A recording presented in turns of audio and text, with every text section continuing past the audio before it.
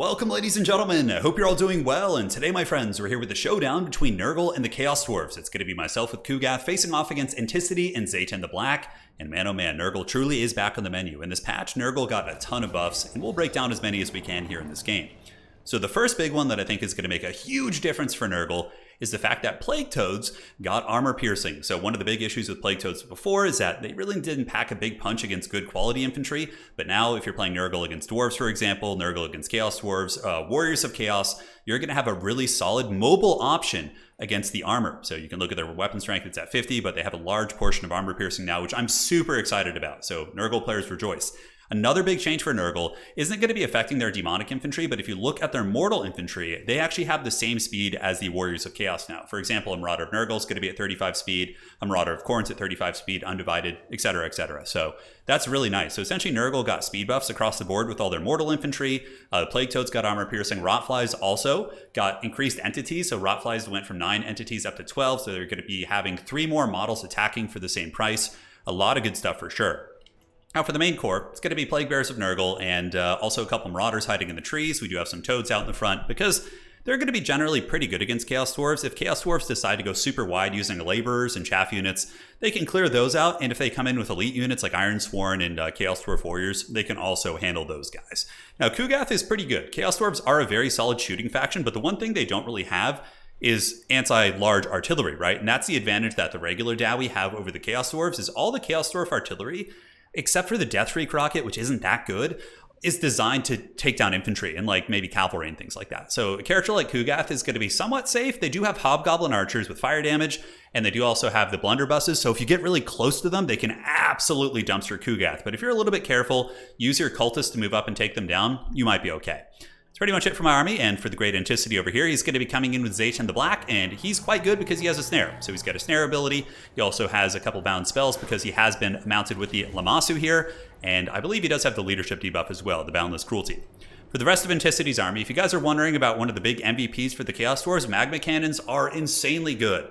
Now, normally, Flame Cannons for the Dwarves, the Empire Great Cannons, you can kill the cannon crews, but the Chaos Dwarf artillery, for the most part, is usually on like a platform or a train like this, so it's a single entity, much like Little Grom, but the Magma Cannons are slow, but some of them are faster, so you can't kill the crews easily. You have to deal with them with like single target attacks. For the rest of the army, it's going to be some Infernal Iron Sworn, the elite Chaos Dwarves coming out of the trees, and these guys are awesome.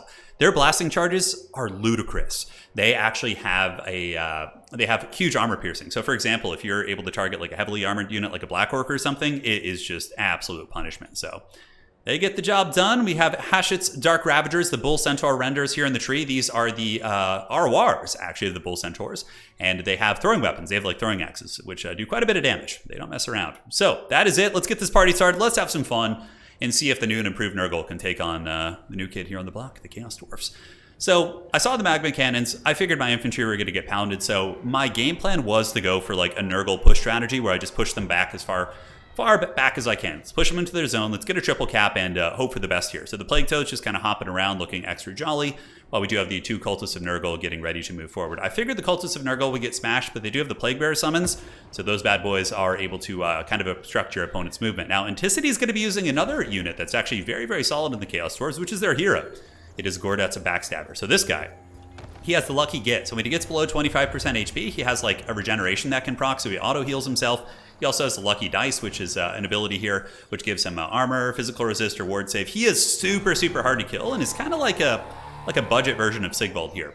Anyways, Magma Cannon's doing some big damage against my Plague Bears in the back, and now we are going to be getting a fight between the characters. So we do have the double cultist, Zaytan the Black, the evil tyrant here of the Chaos Dwarves.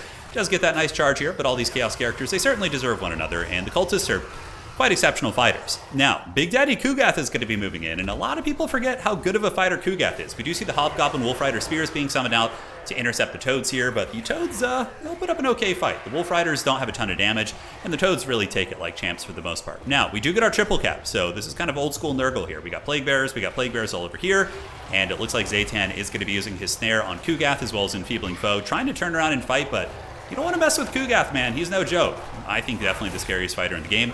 And we do also pile in with the Barons of the Bog. So these are the ROR Nurgle Toads, which you guys have known and loved for a long time. And they lower the weapon strength of Zaytan with the poison down to 270. So he's going to be getting Shadow Realms, but the Ironsworn do move out of the trees here with the Bull Centaurs, and that is going to be forcing my Toads back. I didn't want to get the blasting charges right in the face, so I'm like, okay, we got his Lord beaten down pretty badly. Let's retreat, let's get our Toads back, and see what happens. But I suppose, yeah, maybe I saw the blasting charges didn't do much. I could have sworn my game plan was to pull back there, but anyways, they move in here, and with their new and improved armor piercing, they're going to be quite a bit better here against these Chaos Dwarfs. And they are getting hit by those throwing axes here from the Hashut's Dark Ravagers. I wonder how prevalent these will be. We've gotten, Anticity and I have grinded like a good 10 games in a row, and I think I've found most of the really strong elements of the Chaos Dwarves, and so is he. He's really good at that. He has like a nose for the really, really powerful stuff. And I'm looking forward to kind of going over that in a video here. So, going to be chasing down Zayten the Black. He's going to be running away and trying to throwing axe this bad boy down, because obviously in domination mode, when you do break a lord, it's going to be giving a penalty to the entire army. And there's a big change in domination mode as well, in that now there's a 10-second unsummon timer, whereas before it was only like 2 or 3 seconds. So it's much harder to escape with things when they're being pursued. So I'm over chasing here, and there's going to be Hobgoblin Wolf Riders coming out. Looking at the value, Anticity actually pulled ahead in value. Despite me gooning his lord, he's gotten Kugath super, super low and has repelled most of my push. So the Barons of the Bog are going to be broken. These Plague Bears will fight a little bit longer, but ultimately the Infernal Ironsworn are going to be super beast mode against them. These guys are absolute monsters. And what's really good about Chaos Dwarves against Nurgle is they have so much fire damage that they're going to be able to really punish you in terms of your healing and whatnot, so that does hurt quite a bit as the Plague Bear is trying to hold. So Kugath has fallen back. We're on our 3 points right now. We do have the Hobgoblin Wolf Riders moving up to chase down my Marauder Horsemen, the Magma Cannons shooting at old Kugath. And in our testing, we found that Magma Cannons did not really do that much against single entities. I mean, they still do some damage, but they don't have a ton of AP, which is one variable. Kugath himself has 70 armor, but on top of that, they're just so much better against infantry. That's really their preferred target. So yeah, you're going to be seeing Nurgle players, I think, in the new patch spamming Plague Toads of Nurgle, much like you see Khorne players spamming Fleshhounds, which is good. Nurgle needed it. They had a 30% win rate. They're really missing that really nice supporting piece. They have the good infantry, but they were missing a unit like a Plague Toad. And Rothflies, for example, which are better now with more models. I'm really excited to see the meta for Nurgle, and of course the Chaos Dwarves as well. So I'm falling behind in value, 6.1 to 4.9, but I do have a ton of healing being Nurgle. Fleshy Abundance going down, and right when I cast it, I get blasted by 2 Magma Cannons right there, and it does slow down my healing with the fire damage. Marauder Horsemen able to pull back, and here on the flank you can see the Hobgoblins going to be swarming towards the Plague Bears, but Plague Bears are very tanky fighters. I would say, most Chaos Dwarf Warrior units will be able to trade very well with Plague Bears, just like the Dwarves do. Like Longbeards versus Plague Bears is pretty cost effective, and same with basic Dwarf Warriors and whatnot. But here comes the Bull Centaurs, and these guys are very, very beefy. They do a lot of work.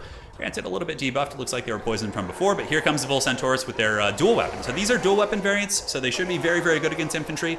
And of course, if you need them to chase something with their throwing weapons, I think those bad boys could do some work.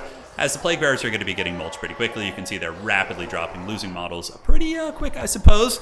And back on the other side of the battlefield, we do see your boy Kugath holding it down in the middle. Magma Cannons going after my Marauders. This was a couple games into our playtesting when we both discovered how good Magma Cannons are. So you'll notice I'm not bringing any like Festering Stooges or Chaos Warriors or anything that's going to be a really good target for the Chaos Dwarf anti-infantry tools. Hounds being summoned on the flank here with Plague Toads. They are able to fend off the old Hobgoblin Wolf Riders here. As now we get some Forsaken coming out. Forsaken, of course, a very good rapid response unit for Nurgle. In tandem with the Horsemen here, I am able to get a lot of capture weight up on the point. But the Plague Bears do get melted. So the Bull Centaurs, I believe he brought a second unit out. Yeah, he's got a great weapon unit, who I believe was fighting Kugath earlier. They took a ton of damage from something. I don't quite know what it was, but you can see how quickly those Plague Bears died to the ROR. Now back in the middle of the map, Kugath holding it down while we do see the Infernal Ironsworn moving up. And the Hobgoblin Archers with fire damage, very, very good against Nurgle. I think they would probably be a staple as well. But they're going to be shooting back here. And I didn't actually get his Lord. Zayten the Black lived and was unsummoned. So currently, as it stands, Anticity is not taking a leadership penalty as it pertains to his Lord. The Lord just got unsummoned off the battlefield. So middle objective, Plague Bears moving in. Kugath just kind of bumping and grinding here while we do have one cultist from Nurgle. But this guy is such a pain in the butt, man. The Crooked Dice giving him 40% ward save and like 82 melee defense. He's so hard to kill. And I think if you bring his optimal kit, he only costs like 500 or 600, which I think in domination mode and even in land battle, you're probably going to be seeing Gordo's quite a bit. He certainly doesn't mess around. Now back here, we got more of these Marauder Horsemen moving in. They took a little bit of damage, but the Chaos Dwarves have really kind of been stuffed back. They are a very mobile faction. They're not like, Dwarves or Cathay, where they can't get up quickly. They have the sneaky Gits. They have the Hobgoblins, which have full capture weight that can Vanguard. So they're a faction that can snake objectives from you pretty quickly if you're not paying attention. But we have managed to amply guard all the points. And obviously, the Chaos Dwarves being leaderless has been very, very tough, right? I don't know if that was his caster. I'm not 100% sure. I think he might have summoned into caster at some point here. But Gordo's is going to get smashed by Kugath. So big Plague Daddy here. Going to be clapping above his head here and dropping some plague on him.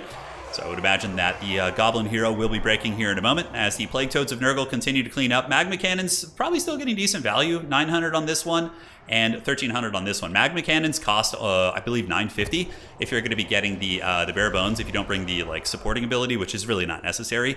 So they're very, very cost effective. Dwarven Magma Cannons are so much worse, and they cost like 300 more. So starting to see a little bit of that advantage the Chaos Dwarves have over their Dowie cousins, that is for sure. So here we do see the Marauders of Nurgle getting broken back, and I believe Gorduz is getting smashed, but you can see how well he stands up to two very powerful characters. Up in the high ground, we do see some Bull Centaur renders moving in, but we do have Nurglings. We also have our Marauders, and with the recent speed buffs, the Marauders, of course, able to get to objectives quicker, which is very nice. Now the Hobgoblin's going to be piling into the Marauder Horsemen of Nurgle, which is honestly a pretty even fight in terms of stats. Like, Marauder Horsemen of Nurgle could probably fight them off, but with Nurglings, little popcorn bandits moving in, should be able to fight these bad boys off. So looking around, we see the Bull Centaurs continuing to cleave, the dual weapon variant moving up, but these guys are expensive. They're almost like 2,000 gold, which is wild, but I suppose they've done good. About 1,500 value. They've more or less paid for themselves, but at this point, it's looking pretty tough for the Chaos Dowie. They are going to get the Blazing Beards of Basharikan here. These are the Arawar Chaos Warriors for the Dwarves. They're pretty rad because they have blasting charges, and you don't have a cheap source of blasting charges. If you're going to be, I was like thinking Chorfs and blasting charges, my brain just combined those two things. But that's one thing that the Chaos Dwarves don't do as well as regular Dowie is like blasting charge spam. But the blasting charges that are on the elite Chaos Dwarves are insanely good. They have tons of armor piercing. Not that it's like super pertinent against Nurgle, but even still. So you guys got to see Toads. They didn't get a ton of value, but they were definitely disruptive. Kugath doing well, Cultist doing well. Really, it just came down to his Lord getting gooned in the beginning. I kind of thought he was going to come back when he started to pull a value lead, but the thing was, he didn't have anything to kill Kugath in this army. I think the Hobgoblin Archers were a decent solution, but maybe Blunderbusses could be okay. He did have a Dreadquake Mortar sitting in the shadows as well. But yeah, I think some Blunderbuss, like, because Iron Hail Gunners can do it, like something like that could be really, really good. And obviously, Kugath killing his Lord was big. If Zaytan had been able to live, he could have caused a lot more disruption. But yeah, we talked about it. I think Astrogoth probably is the way to go in this matchup. Very, very strong. Now, looking at the value accrued here, we do have 1,500. And the Elites actually did great, considering they were fighting like a hard character like Kugath. They performed quite well. So GG, well played. See you guys next time. That's it for tonight, and we'll be back with more replay soon. Cheers.